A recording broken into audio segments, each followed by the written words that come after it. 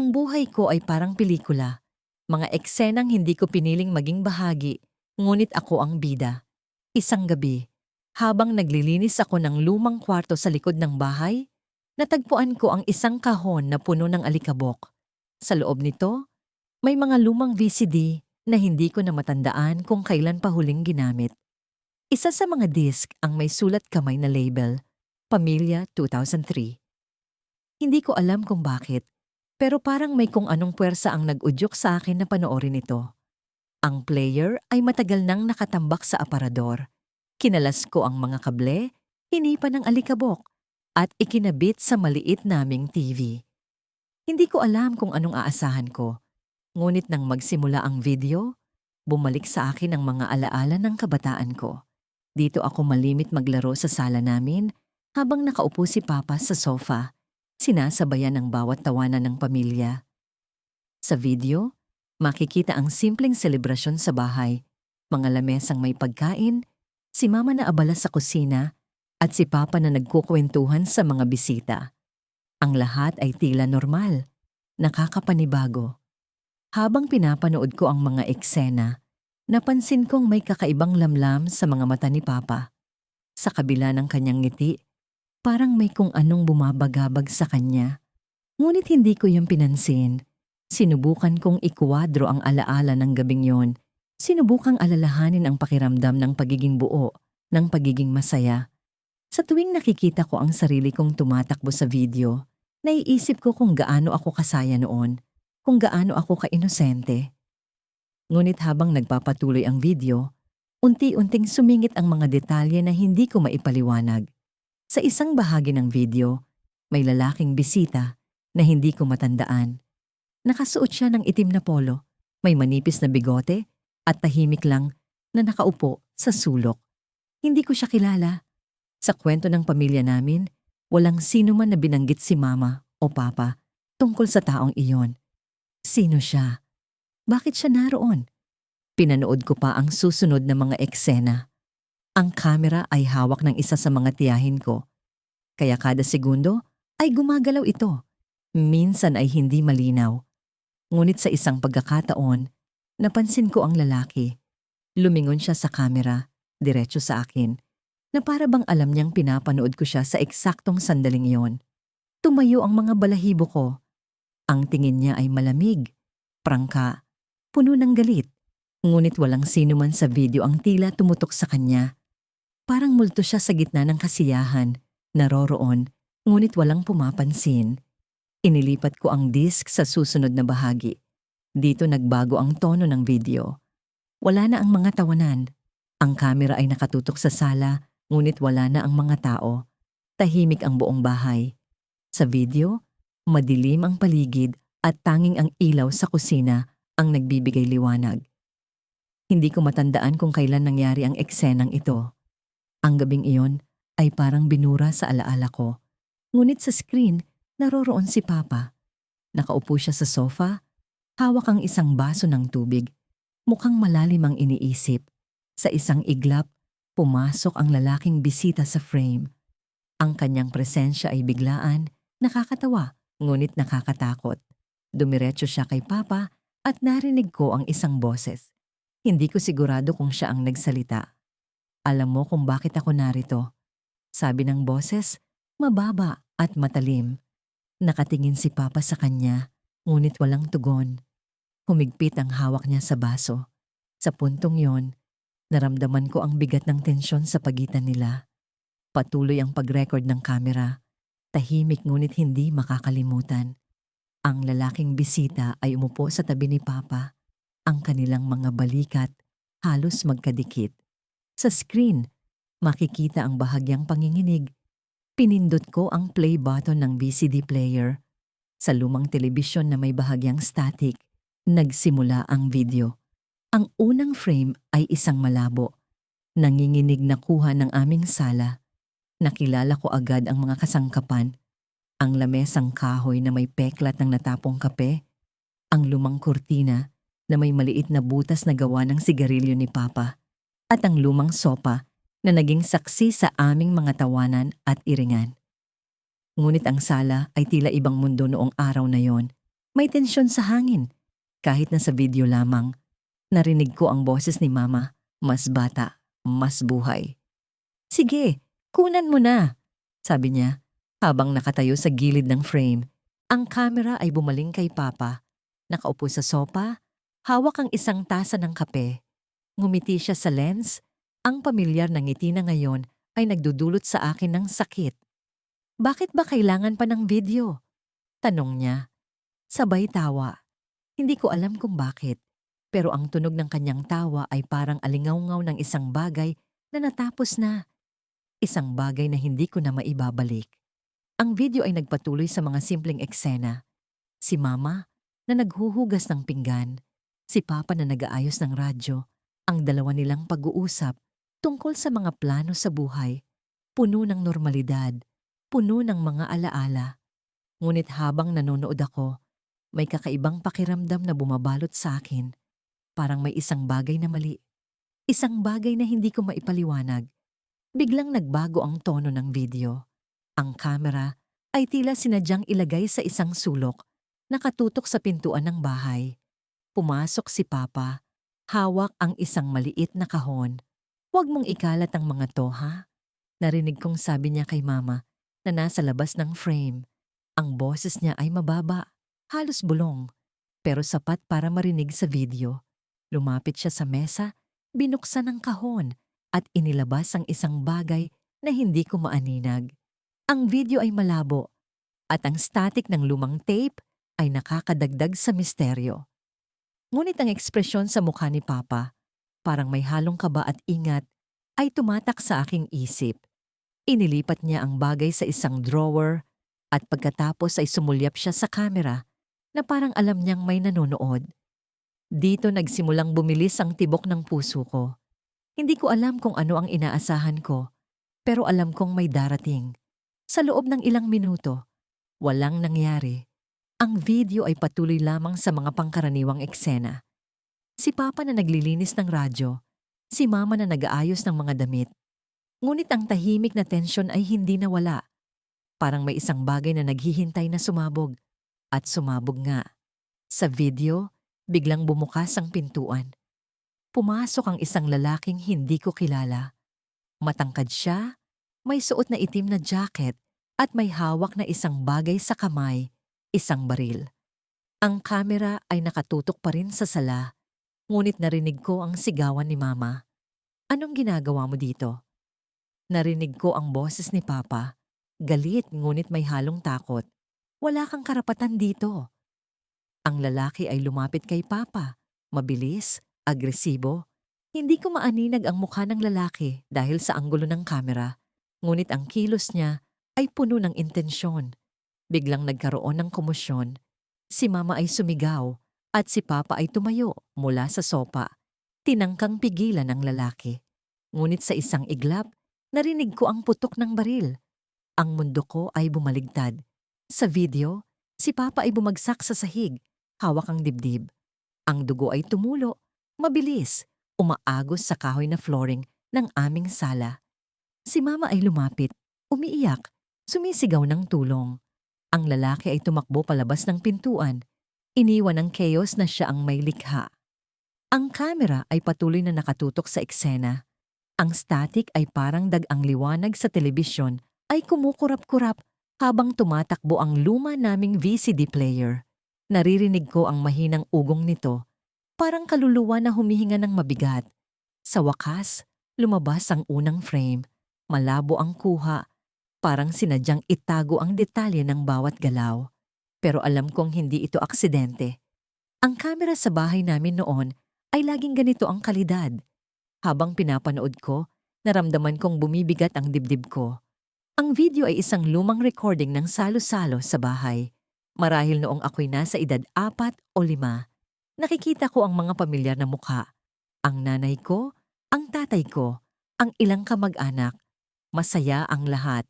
Nagtatawanan, nagbibiruan. Pero ang kasiyahan sa video ay hindi ko maramdaman. Sa halip, parang may malamig na hangin na bumabalot sa akin. Alam ko kung ano ang hinahanap ko. At hindi ito ang mga ngiti sa screen. Hinahanap ko ang sagot. Hinahanap ko ang katotohanan. Ang mga kamay ko ay nanginginig habang pinindot ko ang fast forward button. Ayokong magtagal sa mga eksenang wala namang mahalaga. Hanggang sa umabot ang video sa isang bahagi na biglang naging tahimik ang lahat. Ang mga tao sa video ay tila nag-aabang. Ang tatay ko, na may hawak na bote ng beer, ay tumayo at nagsalita. Hindi ko masyadong marinig ang sinasabi niya dahil mahina ang audio, pero ang ekspresyon niya ay seryoso. Ang ibang tao sa paligid ay tumatawa, pero ang tatay ko ay hindi. Sa puntong iyon, napansin kong may kakaiba. Sa gilid ng frame, may isang lalaking nakaupo sa sulok. Hindi ko siya agad nakilala. Hindi siya nakikitang madalas sa mga lumang alaala ko. Ang mga mata niya ay nakatuon sa tatay ko. Hindi sa biruan, hindi sa salusalo, kundi diretso sa kanya. May kung anong hindi tama sa postura ng lalaking iyon. Parang may hinahanda siya, pero hindi ko mawari kung ano. Pinindot ko ang pause at tiningnan ang mukha ng lalaki. Sobrang pamilyar. Sobrang nakakakilabot. Alam ko kung sino siya. Siya ang kaibigan ng tatay ko. Si Mang Ruben. Siya ang madalas magpunta sa bahay noon. Pero bigla na lang nawala matapos mamatay ang tatay ko. Hindi ko na siya nakita simula noon. At ngayon, narito siya sa video, nakatingin kay Papa na parang may binabalak. Ang mga alaala ko tungkol kay Mang Ruben ay biglang bumalik. Naalala ko ang mga pagkakataong palagi siyang may daladalang regalo sa akin. Mga laruan, candy, kung ano-ano. Pero naalala ko rin ang mga pagkakataong tila may tension sa pagitan nila ng tatay ko. Hindi ko naintindihan noon pero ngayon, parang may mga sagot akong unti-unting nabubuo. Ano ang papel ni Mang Ruben sa lahat ng ito? Pinindot ko ulit ang play. Sa video, tumayo si Mang Ruben. Lumapit siya sa tatay ko, may sinasabi. Hindi ko marinig, pero ang ekspresyon ng tatay ko ay nagbago. Mula sa pagiging kalmado, naging seryoso. Ang ibang tao sa paligid ay nagpatuloy sa tawanan, pero ang dalawang lalaki ay tila nag-uusap ng mabigat. Hindi nagtagal. Umalis si Mang Ruben sa frame, pero ang tatay ko ay nanatiling nakatayo, parang nawawala sa sarili. Mabilis kong pinindot ang fast forward ulit. Gusto kong makita kung ano ang susunod na mangyayari. At nang dumating sa huling bahagi ng video, doon ko nakita ang eksenang tumatak sa akin magpakailanman. Ang tatay ko ay nasa garahe, mag-isa. Ang kamera ay nakatutok sa kanya, pero hindi ko alam kung sino ang nagre-record. Biglang may pumasok sa frame. Si Mang Ruben. Sa kamay niya ay may hawak na matulis na bagay. Tumigil ang mundo ko sa puntong yon. Hindi ko maipaliwanag ang nararamdaman ko. Ang galit, ang takot, ang lungkot. Lahat ng emosyon ay naghalo-halo sa loob ko.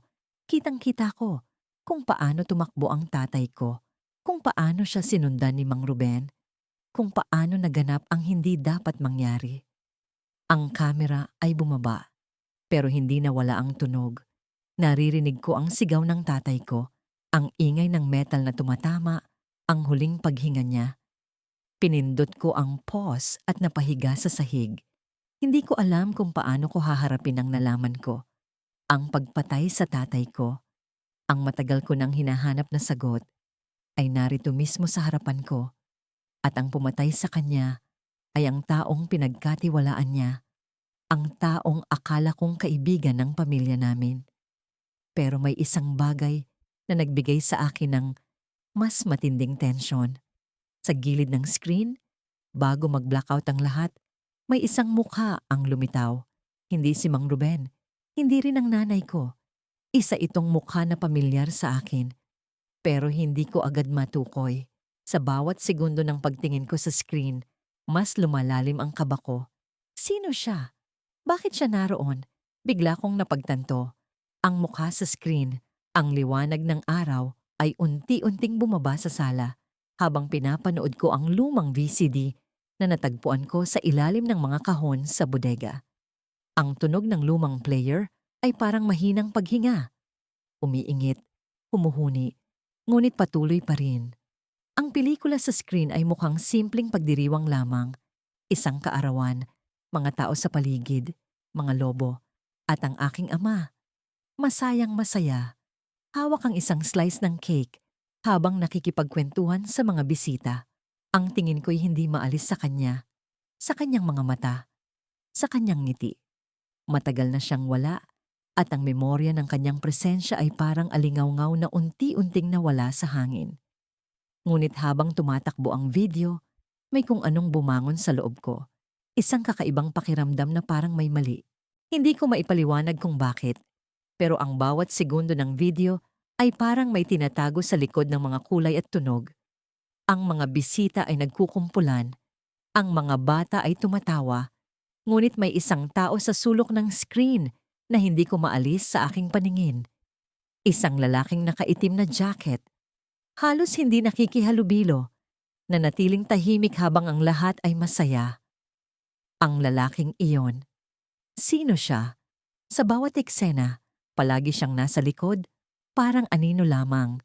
Hindi ko maalala ang kanyang mukha sa alinmang kwento o alaala ng aming pamilya. Wala siyang pangalan sa aking isipan, ngunit ang kanyang presensya ay parang karayom na gumuguhit sa aking balat. Pinindot ko ang pause sa player. Tumigil ang lahat. Ang mga tawa, ang musika, ang galaw ng aking ama.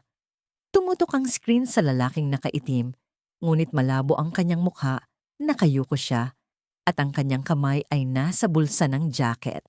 Sinubukan kong i-rewind ang ilang segundo at muling panoorin ang eksena. Paulit-ulit kong tiningnan ang bawat detalye, ngunit walang nagbago. Ang kanyang katahimikan ay parang sigaw sa aking isipan. Pinagpatuloy ko ang video. Ang eksena ay nagpalit. Gabi na. Ang sala ay puno pa rin ng tao. Ngunit ngayon, mas tahimik na ang paligid. Tila ang pagdiriwang ay papatapos na. Ang aking ama ay nakaupo sa sofa. Mukhang pagod ngunit masaya. Habang ang iba ay nag-aayos ng kanilang gamit. Ang lalaking nakaitim ay nanatili sa isang sulok at sa isang iglap, tumingin siya sa kamera. Tumigil ang aking paghinga. Ang kanyang tingin ay diretsyo, malamig, halos mapanlinlang. Parang alam niyang may nanonood sa kanya, hindi lang sa video, kundi ngayon. Ako. Mabilis ang tibok ng puso ko. Pinindot ko ang fast forward, hinahanap kung may iba pang kakaibang bagay. Sa gitna ng pag-scroll, may eksenang biglang nag-pause kahit hindi ko pinindot ang remote. Ang screen ay hindi gumalaw, ngunit ang imahe ay malinaw. Ang aking ama, nakatayo sa kusina, kausap ang lalaking nakaitim. Mukhang seryoso ang kanilang usapan. Ang mga labi ng aking ama ay gumagalaw, ngunit walang tunog. Ang lalaki, nanatiling tahimik, ngunit ang kanyang kamay ay unti-unting dumukot ng isang bagay mula sa bulsa. Isang maliit na bagay, tila matulis. Sinubukan kong i-adjust ang volume, ngunit wala pa ring tunog. Parang ang mismong video ay ayaw ipakita ang buong kwento. Ang tensyon sa eksena ay nagpatayo sa akin mula sa sofa. Ang aking mga palad ay nanlalamig, ngunit hindi ko magawang pigilan ang pag-usisa. Ano ang nangyari sa susunod? Anong nangyari sa likod ng kamera na hindi ko naaalala? Biglang nagsimula ulit ang video. Ang kusina ay wala ng tao at ang screen ay tumutok sa sala. Ang mga bisita ay nagpaalam na. Ang aking ama ay wala na sa frame. Ang lalaki ay wala na rin. Bumalik ang normal na tunog. Ang huni ng player ay bumalik sa dati. Ngunit hindi ako mapakali. Ang eksenang yun sa kusina, parang may gusto itong itago. Tumayo ako at bumalik sa bodega, kung saan ko unang nakita ang VCD. Sa ilalim ng mga kahon at lumang gamit, may isa pang piraso ng papel na nakatabi. Isang sulat kamay na tala.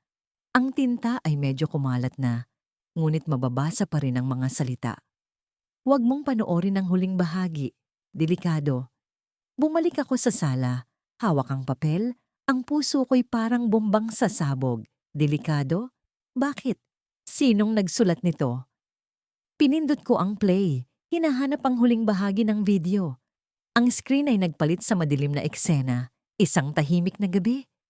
Ang kamera ay nakatutok sa labas ng bahay, sa hardin. Biglang lumitaw ang aking ama. Tumatakbo, mukhang nagmamadali, habang ang lalaking nakaitim ay sumusunod sa kanya.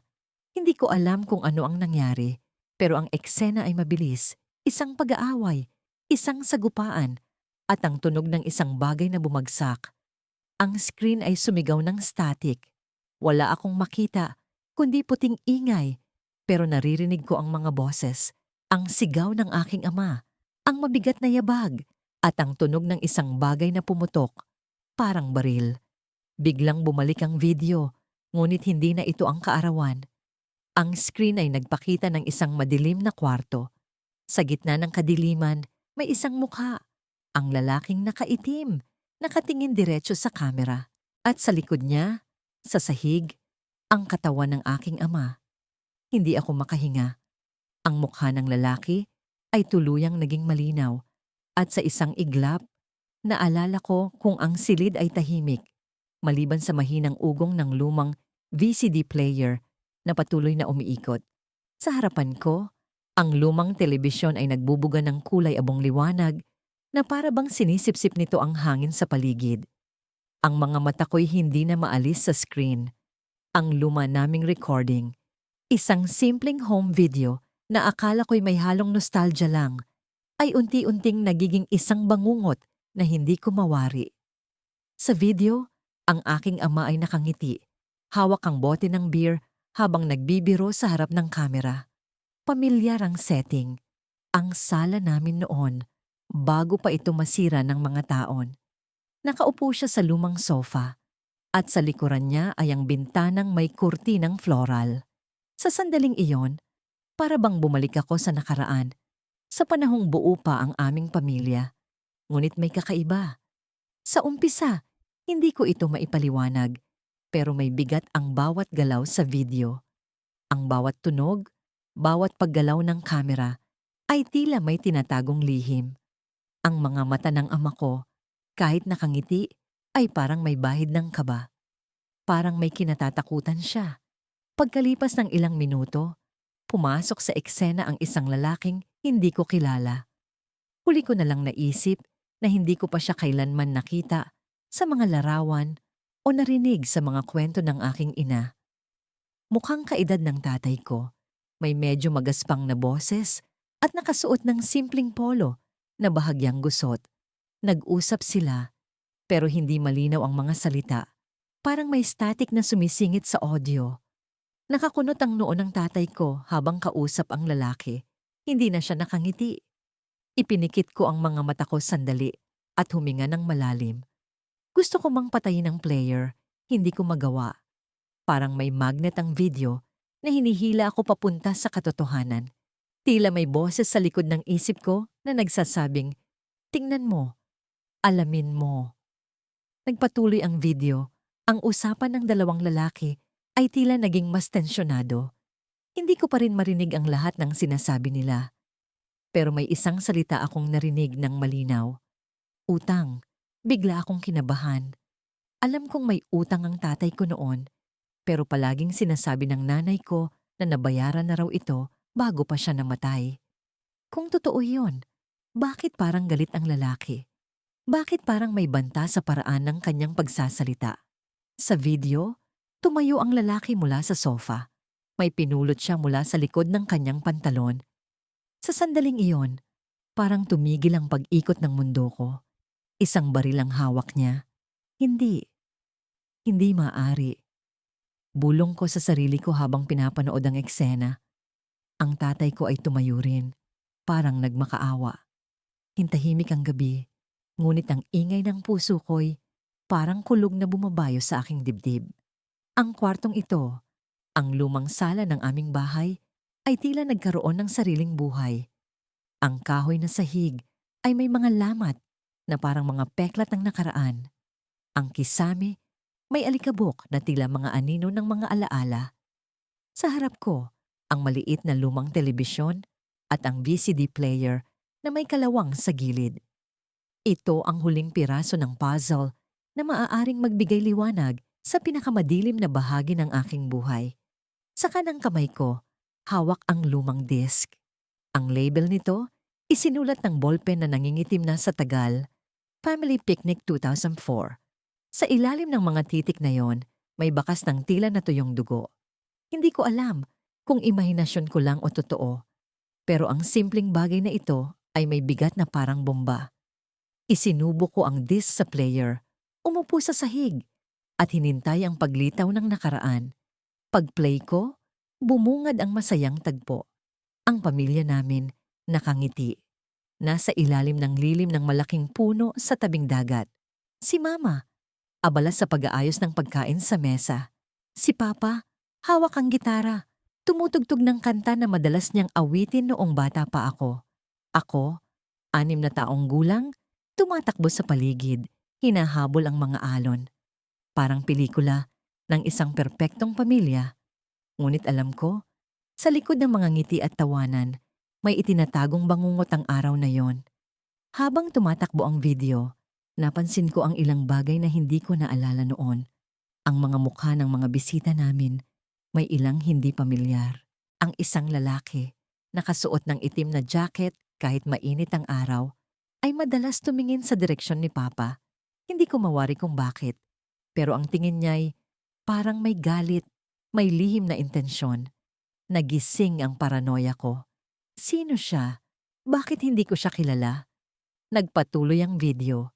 Si Papa, tumayo, tumingin sa dagat, at tinawag ako. Halika, anak, turuan kita magpaanod ng bangka. Masayang-masaya ang tono ng boses niya, pero sa gilid ng frame, nakita ko ang lalaking nasa itim na jacket. Muling tumingin siya kay Papa, pero ngayon, may hawak siyang bagay sa ilalim ng jacket. Nanindig ang balahibo ko. Hindi ko alam kung bakit, pero siguradong hindi ito ordinaryong picnic. Binalikan ko ang memorya ng araw na yon. Ang huling naalala ko, isang malakas na sigaw mula kay Mama. Tapos, putol na ang lahat. Ang sumunod na eksena sa buhay ko, si Papa, wala na. Sinabi ni Mama na inatake siya sa puso habang nasa dagat. Pero bakit tila may kulang? Bakit hindi ko matandaan ang eksaktong nangyari? Habang tumatakbo ang video, biglang nag-fade out ang screen. Nagkaroon ng static. Akala ko, sira ang disc, pero may sumunod na eksena. Ang frame, madilim. Hindi na ito bahagi ng picnic. Ang camera, tila nakatago, nasa loob ng isang kotse. Sa labas, si Papa. Nakaupo sa isang bench, mag-isa. Ang mukha niya, seryoso, puno ng tensyon. Sa likod niya, may aninong gumalaw. Ang lalaking nasa itim na jacket. Mabilis ang mga pangyayari. Ang lalaki, lumapit kay Papa. Nagkaroon sila ng sagutan.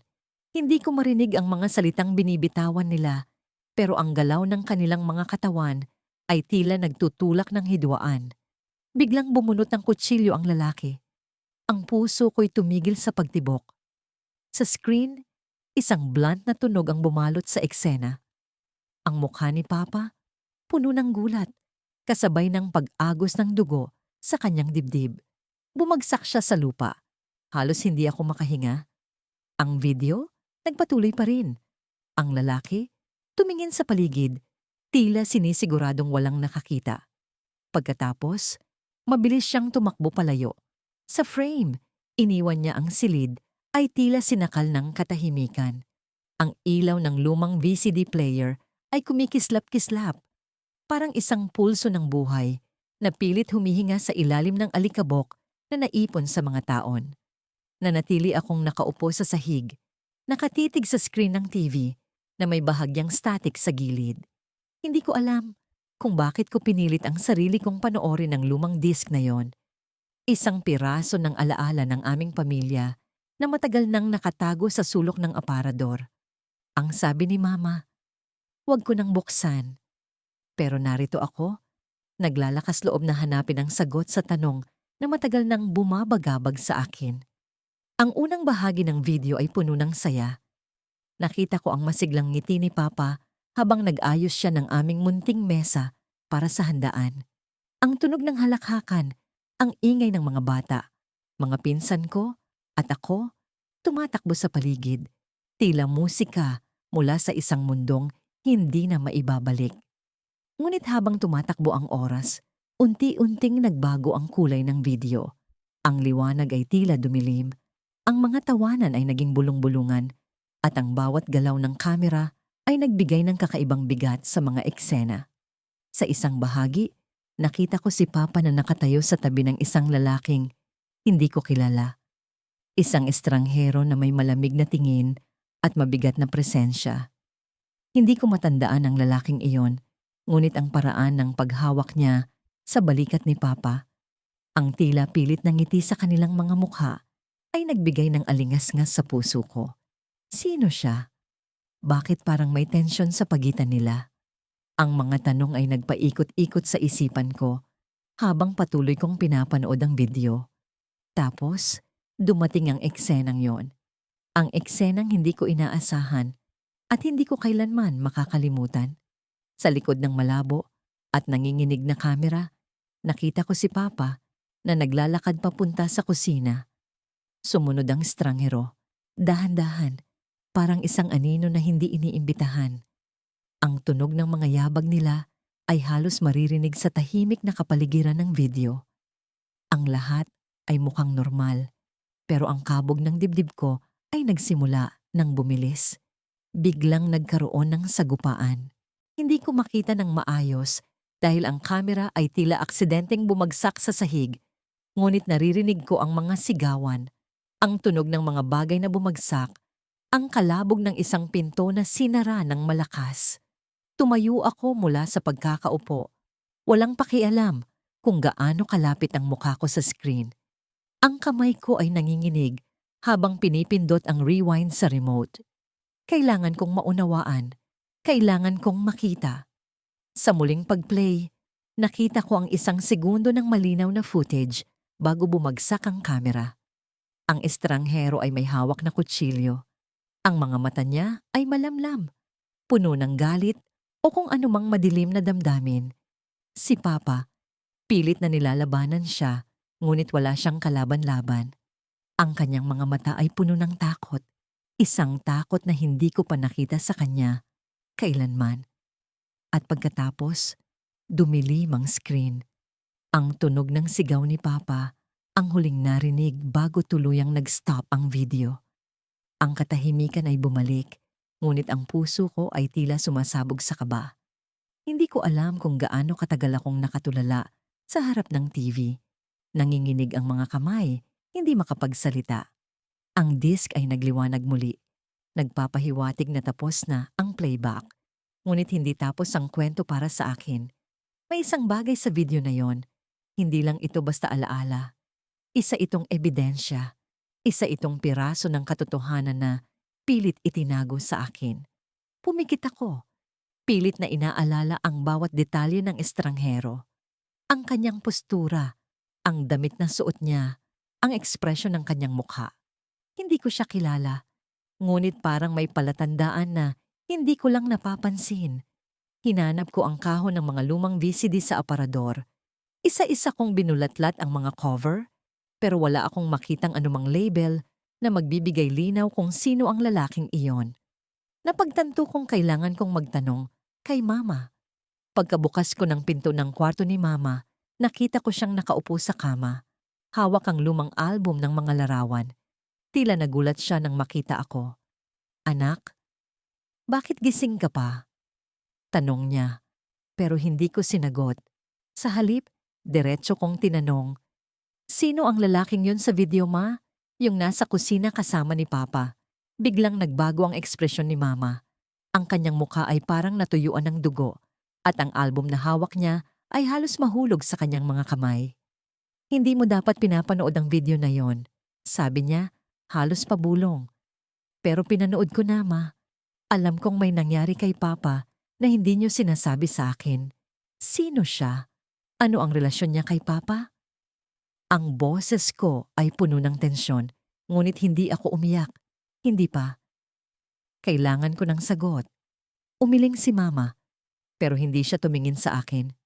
Sa halip, binuksan niya ang album sa isang pahina, kung saan naroon ang larawan ni Papa, kasama ang estranghero.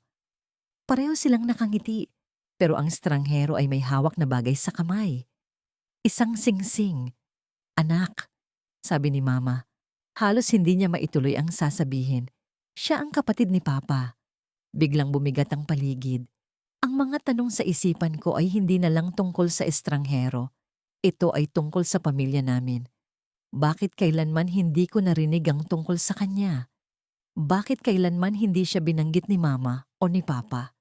At higit sa lahat, ano ang dahilan ng pagpatay niya kay Papa? Walang sagot si Mama. Tumayo siya, tumalikod sa akin, at umiyak ng tahimik. Ngunit sa ilalim ng kama, napansin ko ang isang kahon. Isang kahon na may pangalan ng estranghero.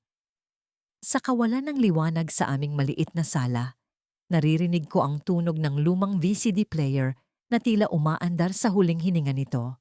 Sa harap ko, ang luma naming telebisyon may bahagyang static, habang ang imahe sa screen ay naglalaro ng mga pamilyar na eksena. Mga eksena ng kaligayahan, mga eksena ng masayang pamilya. Ang luma naming video na kinunan pa noong bata ako ay punong-puno ng mga halakhak, ng mga simpleng sandali na dati hindi ko binibigyan ng halaga. Hanggang sa dumating ang isang eksenang hindi ko inaasahan. Isang eksenang hindi ko kailanman nakita noong una kong mapanood ito. Ang ama ko, si Tatay, ay nakatayo sa tabi ng aming lumang puno ng mangga sa likod ng bahay. Ang araw ay tumatama sa kanyang mukha at ang nangiti niya ay tila nagpapaliwanag sa buong paligid. Sa eksena, hawak niya ang aking maliit na kamay habang tinuturuan akong magtali ng lubid na pangduyan. Ang nanay ko naman, naririnig sa likod ng kamera, tumatawa habang sinasabing, "Huwag mong masyadong higpitan, baka hindi makahiga si Ana." Pero sa kalagitnaan ng eksenang yon, napansin kong may anino sa likod ng puno. Isang figura. Hindi ko ito napansin noon, ngunit ngayon, malinaw sa aking paningin na may taong nagmamasid. Ang figura ay halos hindi gumagalaw, nakatago sa gilid ng puno, tila nagtatago sa bawat pilik ng dahon. Ang puso ko'y bumilis. Sino siya? Bakit siya naroon? Pinindot ko ang pause button at sa screen nanatili ang imahe ng figura. Malabo, ngunit naroon. Sa kabila ng takot, pinindot ko ulit ang play. Habang tumatakbo ang video, ang figura ay gumalaw, papalapit sa puno. Bagamat tila walang nakapansin sa kanya noon. Ngayon, kitang-kita ko na ang kanyang kilos.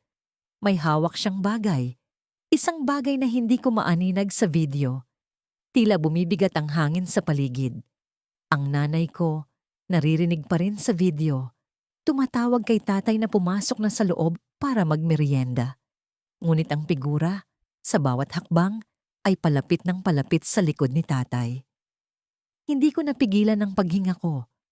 Ang mga kamay ko'y nanginginig habang pinapanood ang susunod na eksena.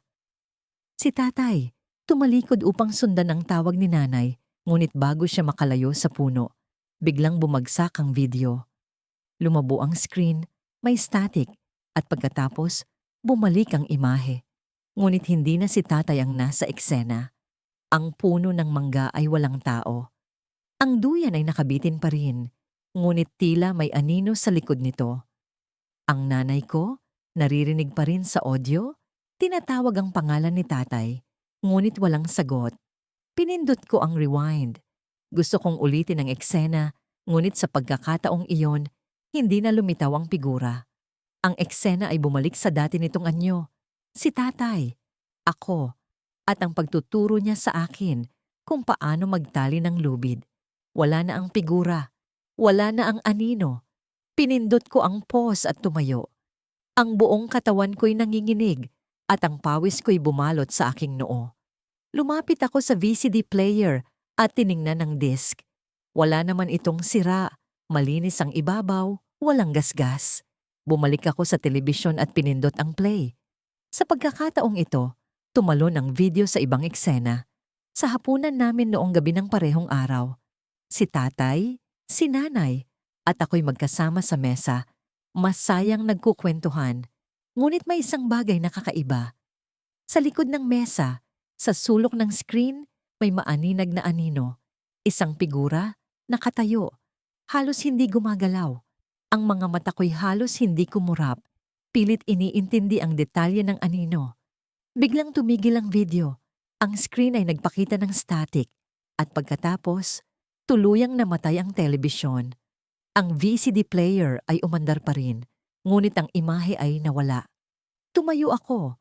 Pilit tinitingnan kung may problema sa kuryente, ngunit wala. Ang lahat ay gumagana. Kaya't muli kong sinubukan ang disk, ngunit sa pagkakataong ito, tumanggi na itong mag-play. Habang nakatitig ako sa telebisyon, naramdaman kong may malamig na hangin na dumaan sa likod ko. Bumaling ako, ngunit wala akong nakita. Ang sala ay tahimik, ngunit ang puso ko'y umaalagwa. May kung anong bumubulong sa akin na hindi ko pa natutuklasan ang buong kwento, na may bagay na hindi ko pa nakikita.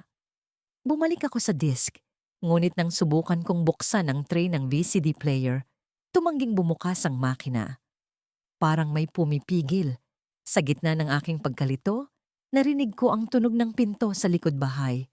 Isang mahinang kalabog, tila mula sa labas. Ang mga mata ko'y biglang napunta sa lumang puno ng mangga. Nakita mula sa maliit na bintana ng sala. Sa ilalim ng liwanag ng buwan, may figurang nakatayo roon. Malinaw, hindi na anino, hindi na bahagi ng video. Isang tao, nakatayo sa parehong lugar kung saan huling nakita si tatay sa video. Humakbang ako pabalik, hindi makapagsalita. Ang figura ay hindi gumalaw, ngunit alam kong nakatingin siya sa akin. Nanginginig ang mga kamay ko habang ipinapasok ang sunod na disk sa lumang VCD player sa sulok ng sala. Ang unang 3 disk ay nagbigay sa akin ng mga pira-pirasong impormasyon. Mga saglit na tila walang kahulugan, pero may bigat na hindi ko maipaliwanag. Ngayon, ang pang-4 na disk ay umiikot sa player at ang tunog ng motor nito ay parang tibok ng puso ko. Malakas, mabilis, nababalot ng kaba. Sa unang segundo ng video, lumitaw ang mukha ni Papa. Nakangiti siya. Hawak ang isang tasa ng kape habang nakaupo sa aming lumang sofa.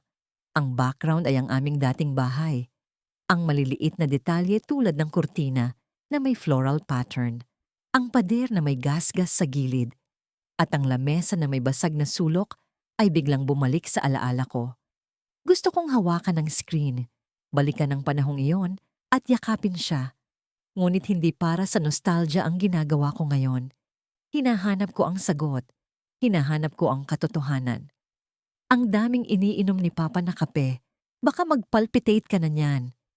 Narinig ko ang boses ni Mama sa likod ng kamera. Tumawa si Papa, malalim at masaya. Ang tunog na matagal ko nang nawalang marinig. Ang buhay, mahal, mas masarap kapag may kaunting thrill. Hindi ba ganun ang sabi mo sa akin noong una tayong nagkita? Biro ni Papa, binibigyang kulay ang kanyang boses. Tumawa rin si Mama at naramdaman ko ang init ng kanilang pagmamahalan kahit nasa screen lamang sila. Pero ang kasiyahan ng eksena ay biglang nagbago. Ang kamera ay tila gumalaw ng pabigla, nag-zoom out. Nanginginig ang mga kamay ko habang inilalagay ang VCD sa lumang player na nasa sala. Ang malamlam na ilaw ng bombilya sa kisame ay tila nagbibigay ng mas madilim na aura sa paligid. Parang hinahabol ang bawat tibok ng puso ko habang ang liwanag ng telebisyon ay unti-unting bumubukas. Ang kalawang na tunog ng lumang makina ay parang naniniktik sa katahimikan ng gabi. May kung anong mabigat na nararamdaman sa dibdib ko. Hindi ko alam kung takot, galit, o matinding pangungulila sa ama kong matagal nang nawala. Kanina ko lang natuklasan ng lumang kahon ng mga VCD sa sulok ng bodega. Hindi ko sinasadya. Parang may nagtulak sa akin na buksan yon. Isa sa mga disc ang may nakasulat na Pamilya 2004 sa harap. Malinis ang sulat kamay, pero may bahagyang gasgas sa gilid ng disk. Hindi ito tulad ng ibang pelikulang napanood namin noon. Hindi ito pamilyar, pero alam kong mahalaga. Dali-dali kong kinuha ito, kahit hindi ko pa naiisip kung ano ang laman. Nag-play na ang video. Una, puro static. Sinubukan kong ayusin ang remote, pero hindi ko na kailangan dahil biglang lumabas ang isang footage. Nasa loob ng bahay namin, pero mas bata pa ang anyo ng mga bagay-bagay. Mas malinis ang pintura, mas maaliwalas ang sala. May mga familiar na mukha, si mama, si ate, at si papa. Nagtatawanan sila habang kumakain sa mesa. May hawak si papa na kamera. Siya ang nagre-record ng mga sandaling iyon. Para sa mga alaala, sigaw niya bago tumawa ng malakas. Parang binagsakan ako ng langit. Hindi ko inasahan na maririnig ko ulit ang boses ni papa. Napakahaba na ng panahon, simula nang mawala siya. Sinasabi nilang aksidente raw ang nangyari. Isang banggaan sa highway. Pero parang hindi iyon kailanman naging sapat para sa akin. Parang may kulang, may hindi tama. At ngayon, sa harap ko, narito siya. Buhay, humahalakhak, at tila walang iniintinding problema. Pinilit kong kalmahin ang sarili. Hindi ako pwedeng magpadala sa emosyon. Hinayaan kong magpatuloy ang video. Sa sumunod na mga eksena, naglalaro sila sa bakuran, may mga sandali ng kulitan, at may mga kuha pa ng aming lumang aso na si Bantay. Lahat ay mukhang pangkaraniwang home video. Hanggang sa dumating ang eksenang nagpabago sa lahat, biglang nag-shift ang camera. Mula sa masayang tagpo, bigla itong lumipat sa isang madilim na bahagi ng bahay. Nasa likod ng bintana, parang may sinisilip si Papa. Ang hawak niyang kamera ay parang sinasadya niyang itutok sa labas. Tumigil ang puso ko nang makita ko kung ano ang kanyang itinututok. Isang lalaki, nakatayo sa